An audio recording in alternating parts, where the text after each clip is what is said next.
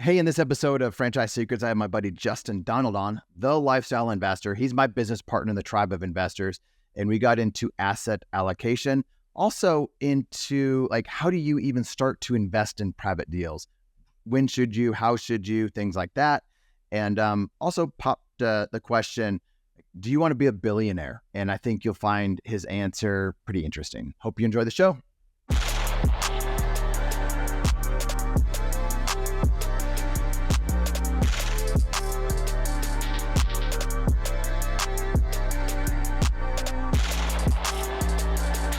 Representing Franchise Secrets, Erik Van Horn.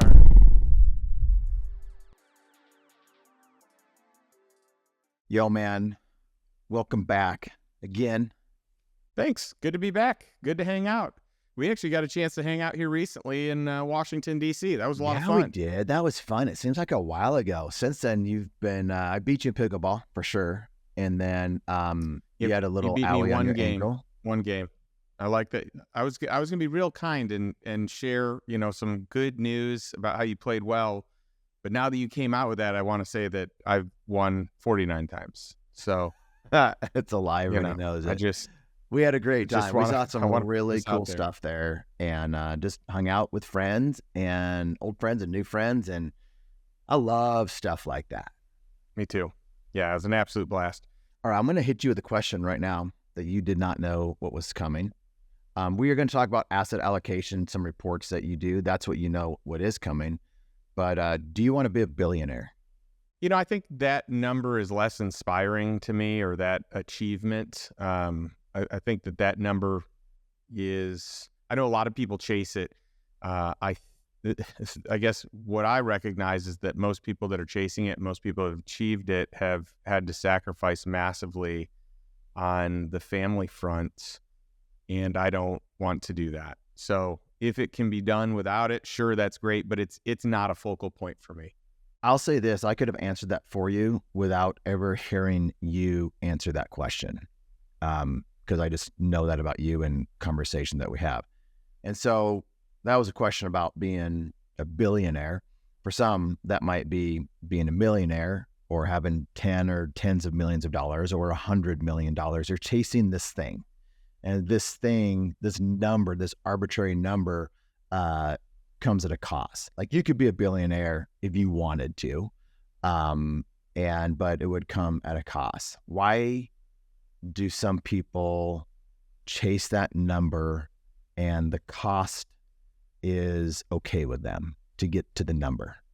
I think everyone has different values and prerogatives. I think there are a lot of people that see net worth as the ultimate defining number that is more important than anything else. For me, I don't ever want money to live at the top of the hierarchy. I think there are things that are way more important. Money to me is a tool. It is nothing more than that. And if I have a lot of it, if I have a little of it, it serves its purpose. I think that a lot of good can be done in the world with money, but I also see a lot of bad being done in the world with money. So, I think it's all about who has it. And my observation is that the people that chase net worth, they chase these big numbers, they chase whatever it is. It's great to have goals, but they probably should be put in perspective, or put into the proper alignment with what's most important. So for a lot of people out there that are hard charging, maybe that is the top of their totem pole, the top, their top value, or what they perceive others think is most important. That is not the case for me.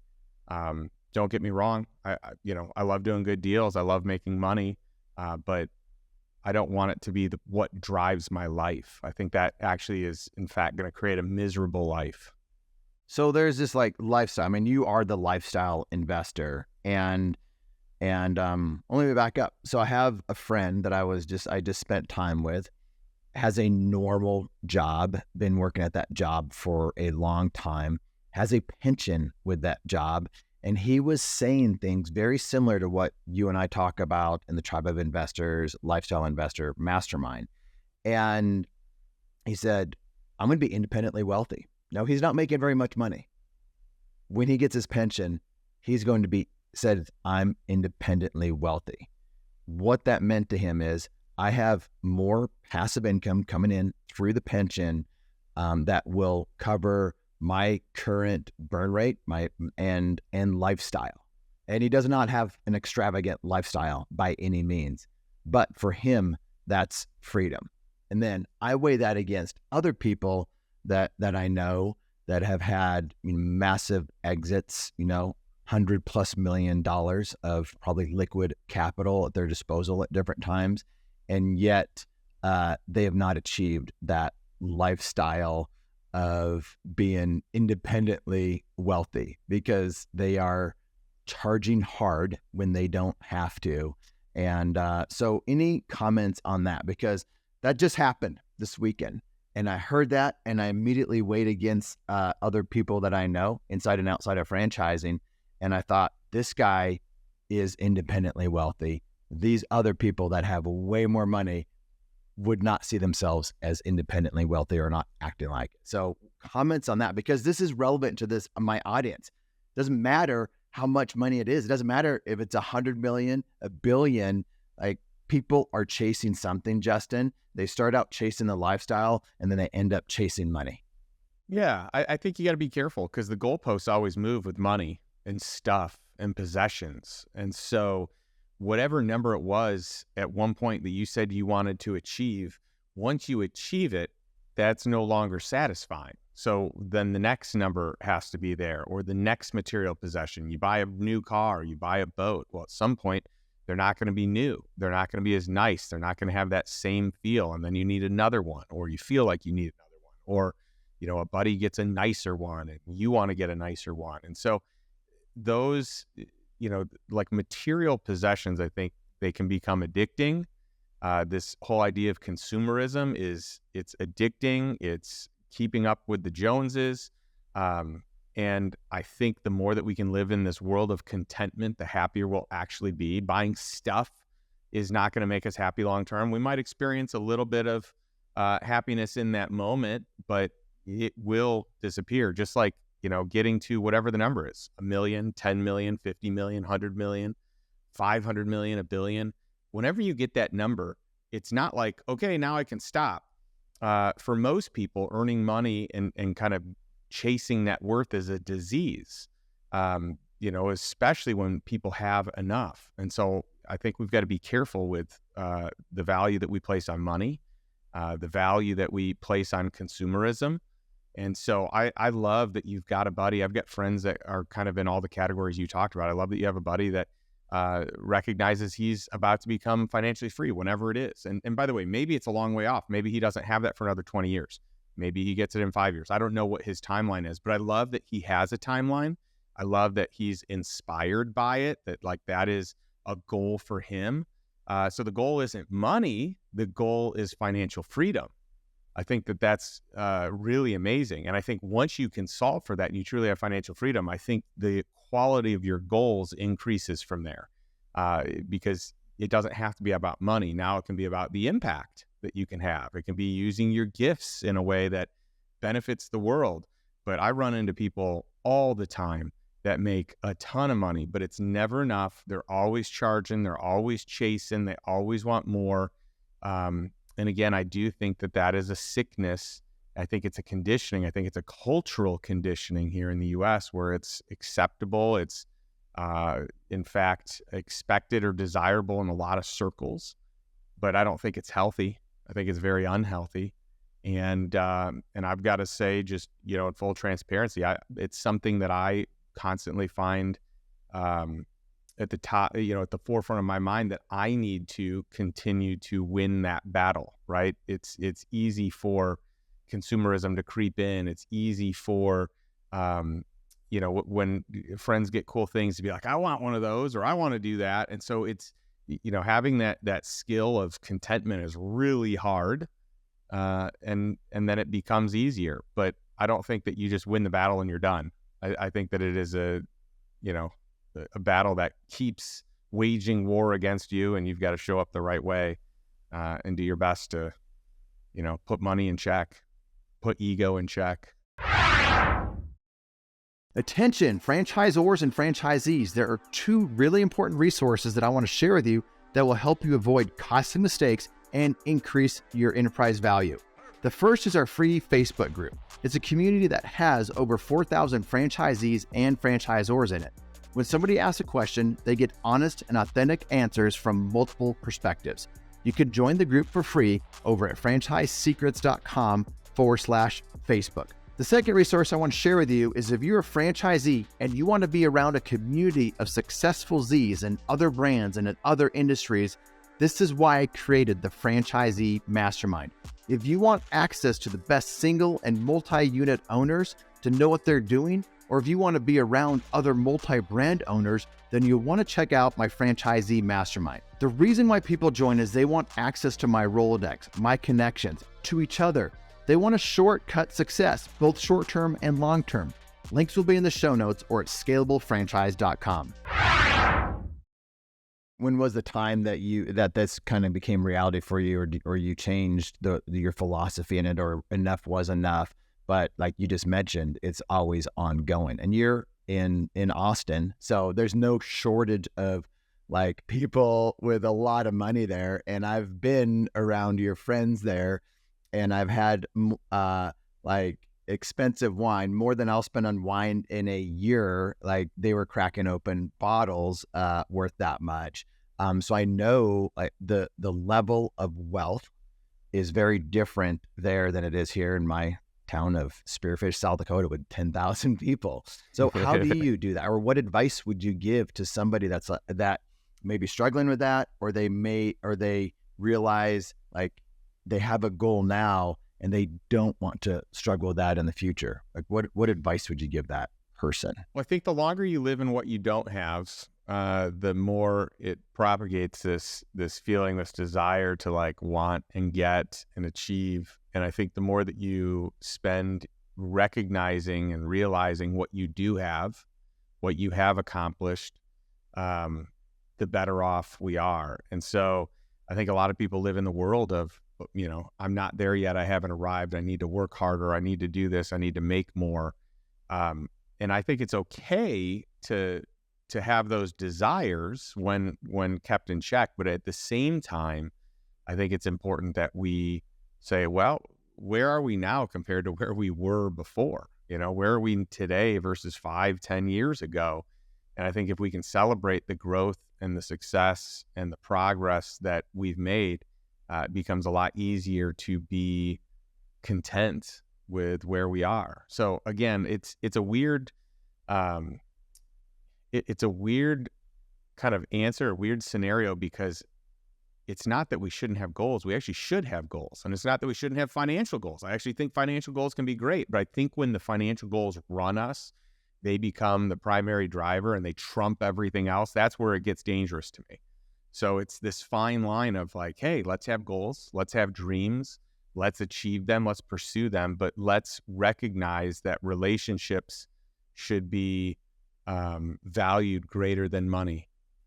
Or we're in an election year, so regardless of who you're voting for, I don't want this to get political at all, but what I also notice is like for many people, politics trumps relationships, and the things that they say to people or do to people, the way that they interact, it's like, oh my goodness, I think we're forgetting that relationships need to trump politics. Like you can actually have good, wholesome disagreements and debates that you remain friends, you don't say hurtful things, you don't make you don't attack people's character. And so it's the same for me in money. Like money needs to stay where it needs, in its proper place.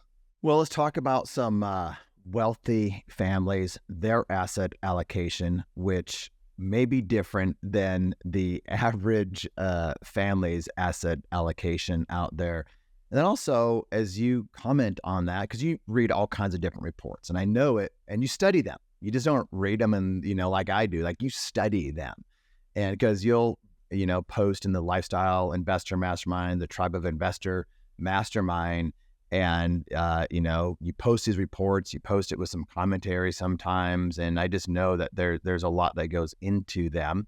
And then a lot of these families that do become, part of a family office or have large wealth managers managing their funds, they probably live life a little bit differently, or they're not grinding for the next, $100 million exit themselves. They're just thinking differently, kind of like what we were just talking about. So what do first of all, what are some of these reports and why do you spend time finding them, waiting for them to come out and studying them?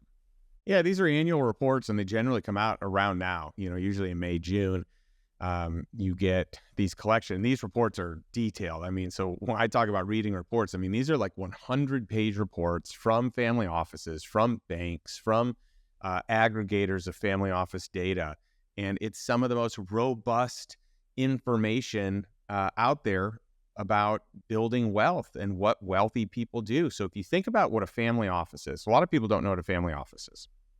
And this didn't exist really. I mean, it was a very small number even just a few decades ago, right? So in the last, 10, 20, 30 years, it has really taken off, okay? But what a family office is a group of people that are hired to manage the wealth, among other things, for very wealthy families. And so your wealthiest families have a single family office. And that means that they have a team that does their investments, that does their legal, that does their accounting, that does their financial statements. I mean, you name it, they've got someone for every role, and not limited to what I just said there. But we're talking about millions of dollars a year. I mean, for a single family office, it's generally, like at the cheapest, probably $3 million. And most of them are probably between $6 and $10 million in terms of salary cost a year. Right? That's what it costs to have your own. So a lot of people say, you know what, this is a lot of money. I can't afford to do this on my own. I'm going to split it with someone else. And that's this whole idea of a multifamily office where you have several families going in, sharing the costs, but these costs are still high. So, you might have families that kind of create this on their own. And now there are multifamily offices that they've been put together for the purpose of helping families manage their money and help them vet deals, help them, with estate planning and, asset protection. But, maybe instead of like one team and 4 to 10 families, some of these multifamily offices have 20, 50, 100. I've seen some with 200, 300, 400. You've got fractional family offices, which are cheaper and they have a lot more families. So maybe you are at 500 to 1,000 families, but for a lesser cost. So this data, though, if you look at like single family offices, these are the wealthiest people in the world. These are, the Elon Musk, the Bezos, the Ford family, the Rothschilds, the Rockefellers. I mean, you name it, you go through it, all these families, okay? The Gates, Zuckerberg, so on and so forth. You can study what they're doing, what their team is doing. So they put out these reports, and UBS puts out a great report every year. JP Morgan, most would consider the highest end, most sought after bank in the world. So, not the Chase part of it, but the actual JP Morgan high net worth portion of it, and they put out a report. You've got Goldman Sachs who puts out a report. I mean, most of the major banks do. And then there are other groups that instead of, they're not banks, they just aggregate info from these family offices. And so I study these, I read these, and I'm always blown away, one, by what asset allocation is, across these families, because it's way different than most people think. And number two, some of the trends. What's different from 22 to 23? What's different from 2021 to 2023? And so I love studying this. We can get into all the specifics, but I thought it'd be nice to just kind of open it up and help people understand what a family office is, and this data that I'm looking at and digging into, and that I share with our mastermind communities. Where it comes from and why I think it's important.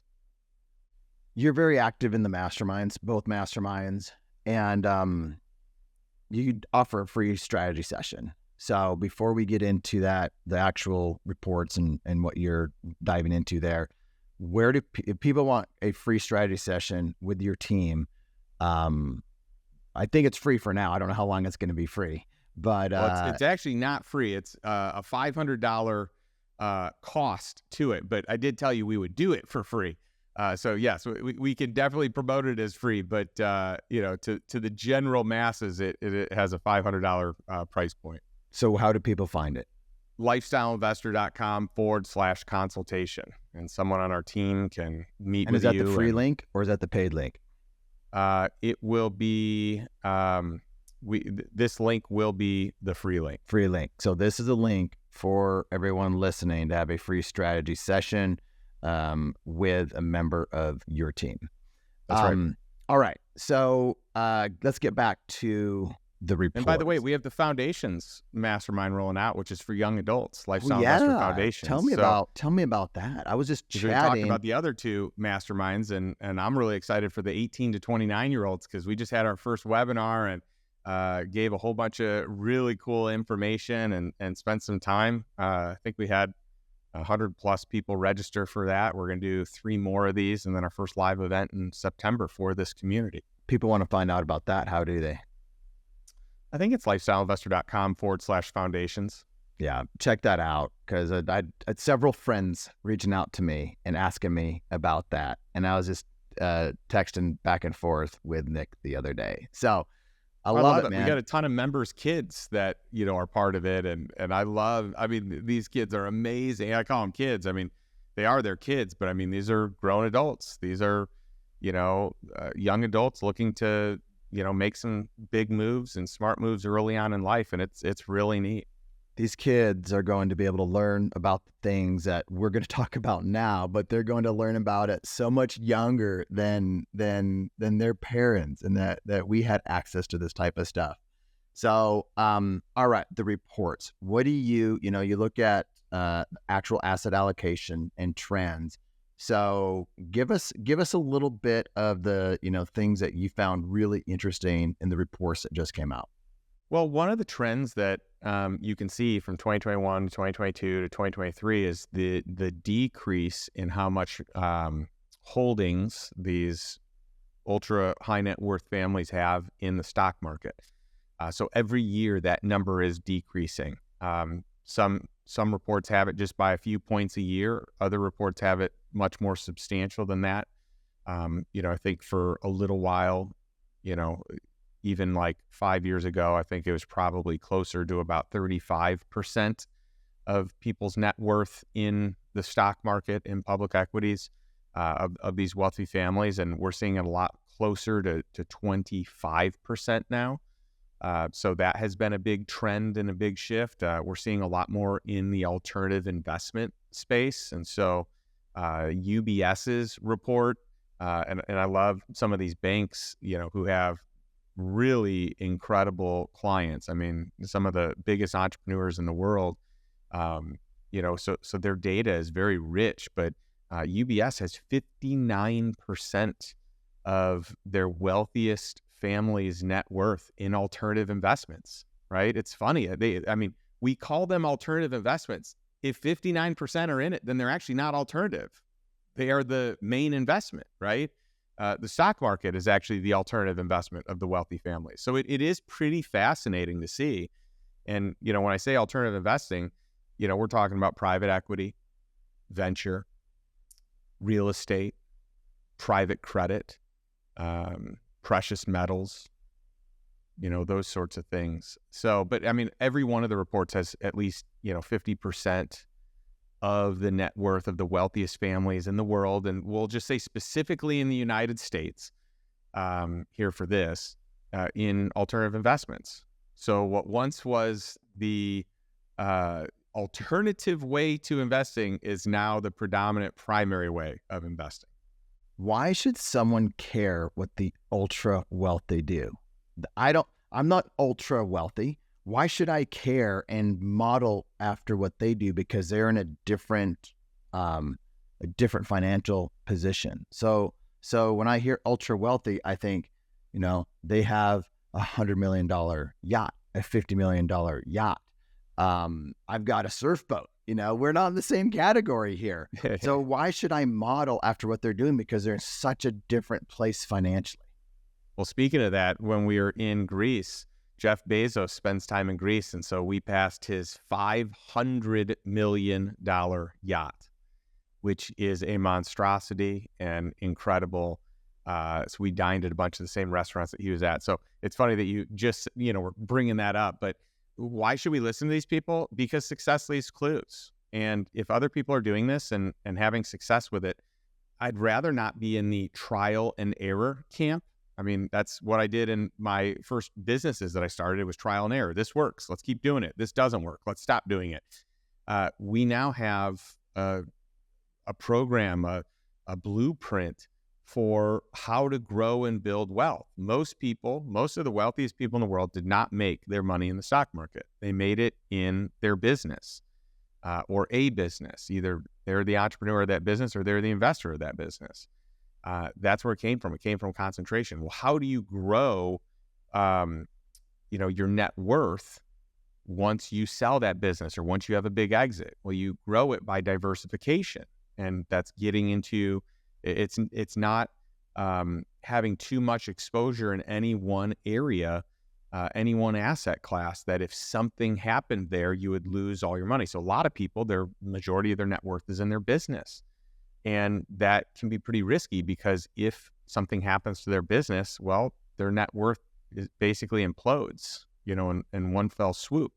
And so the wealthy, they really want to diversify against that. And so I just think, what other smart people are doing, I want to copy. I want to do that.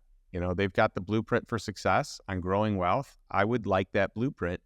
And we have the data to support it because, we're talking about hundreds of family offices. I mean, literally, with all these reports that we have over 1,000 family offices data that we can sift through and learn from. It's, it doesn't tie their name to it, but it's enough that we have the clues. I think most people start out in public equities and then they go into private.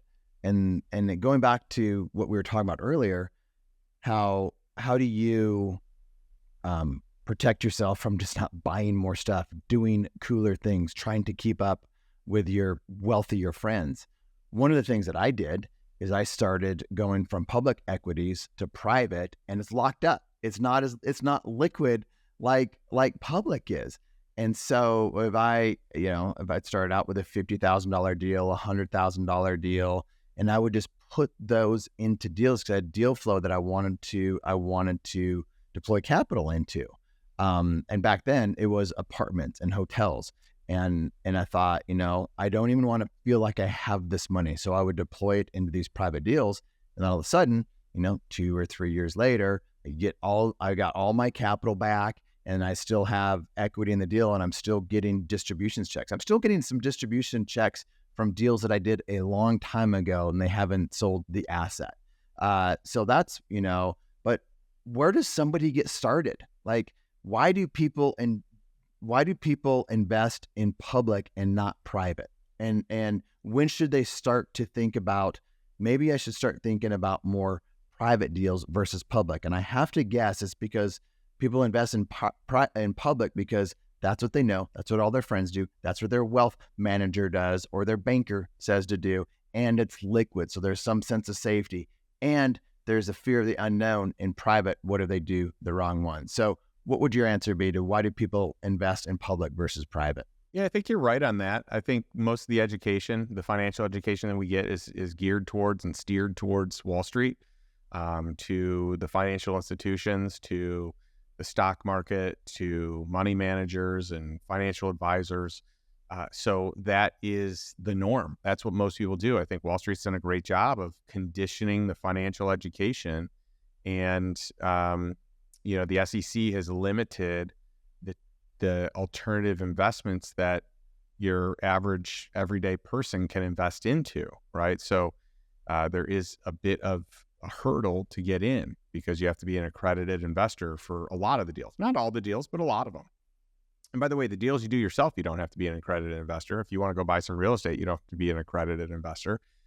But there are a lot of deals where if you're investing in it, it's funny, the lobbyists have done a great job where they make it sound like these are way riskier deals. And by the way, there's plenty of risky deals out there and plenty of sponsors that are not good. But same thing with public equities. There's a lot of risk there too. I think people just, in a hot market, it's hard to see it. So, the data shows that private deals outperform public deals over the long haul. There's also the opportunity for, large outperformance. And so I think that's why the wealthiest people have the majority of their money there. Now, it's not, they don't have any money in the stock market. They most certainly do, but it's that they allocate appropriately. And so where do people go to learn more about alternative investing and getting access to deals? I would say it's more peer group than anything, finding mentors, finding peers, finding communities that do this with experts. And once you have access, once you learn, it's hard to unsee what you see. It's hard to go back to the way that it was just investing in the stock market. When I first started, when I was 18, all I did was I maxed out my Roth IRA. And then when I had money above and beyond that, I invested in different mutual funds, but I didn't know anything else. I didn't know better. And then I started investing in mobile home parks. And I was like, oh my goodness, I'm making so much more money doing these. And then I started seeing the manipulation in the financial services industry trying to represent that my returns are better than what they really were. So then I moved that money out and I started buying more real estate. And then I had cash flow. So I was able to buy more. And eventually we created this surplus income. So our lifestyle was covered and every other dollar above that was surplus. And instead of using it to buy more stuff, I used it to invest in more assets. I wanted to grow our assets and be disciplined to be content where we are and not need more just because we're making more. And I'm really glad that I made that choice. I was going to ask, where does someone start? You already answered that for the most part, and you mentioned the word mentor. And I'm grateful for you. You mentored me in a lot of this stuff, and you mentored a lot of people in both the Lifestyle Mastermind and the Tribe of Investor Mastermind.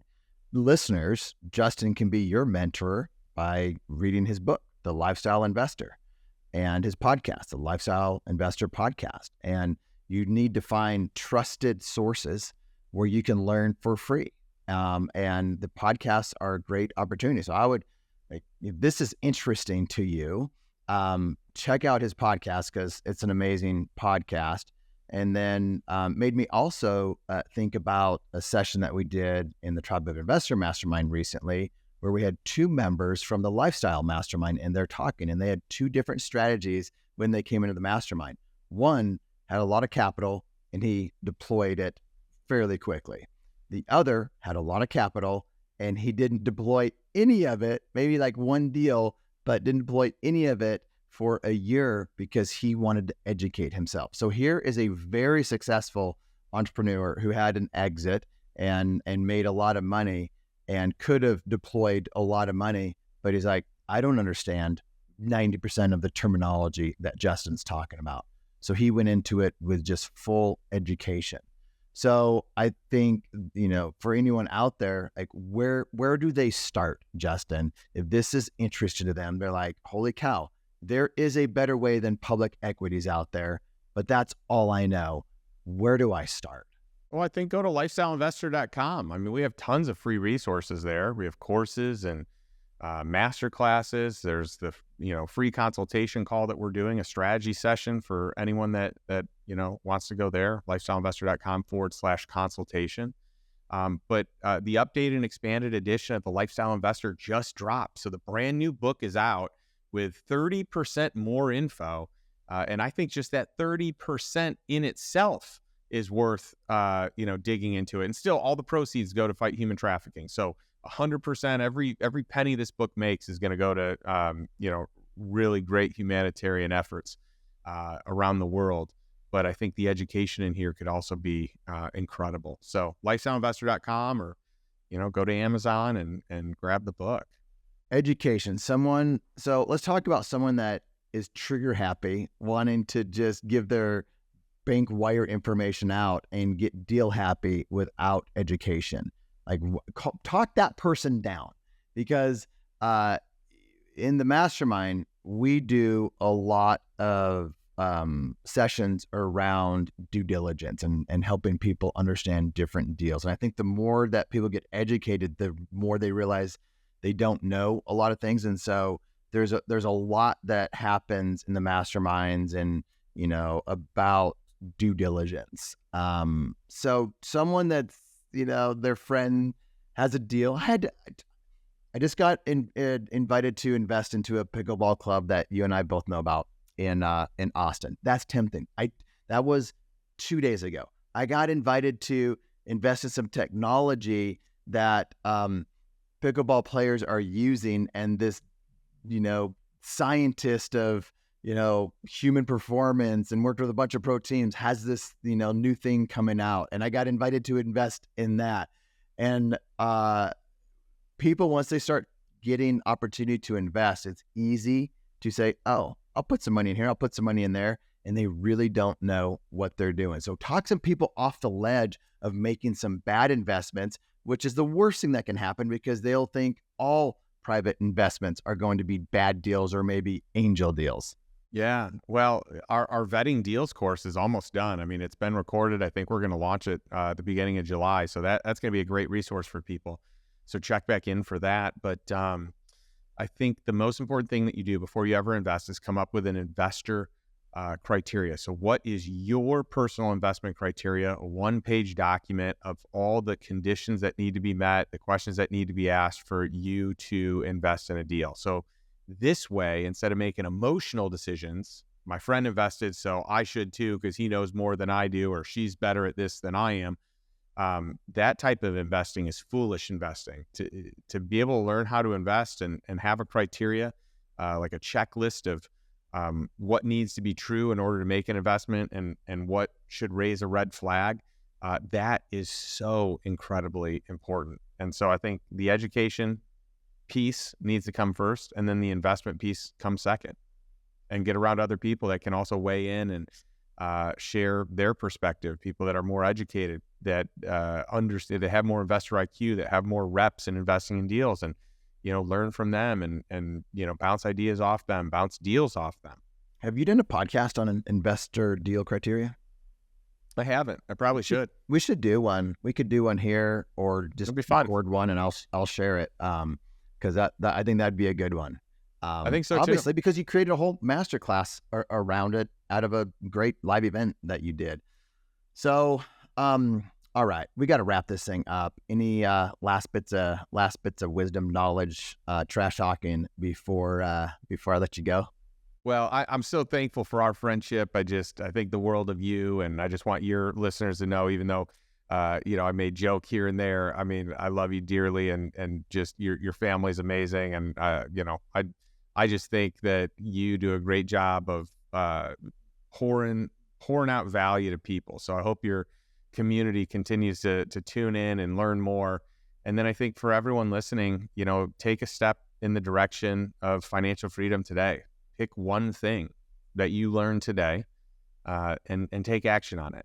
And create some sort of consistent manner where you're taking action on one thing a week, or one thing a day, or one thing a month, but you're moving towards where you want to go.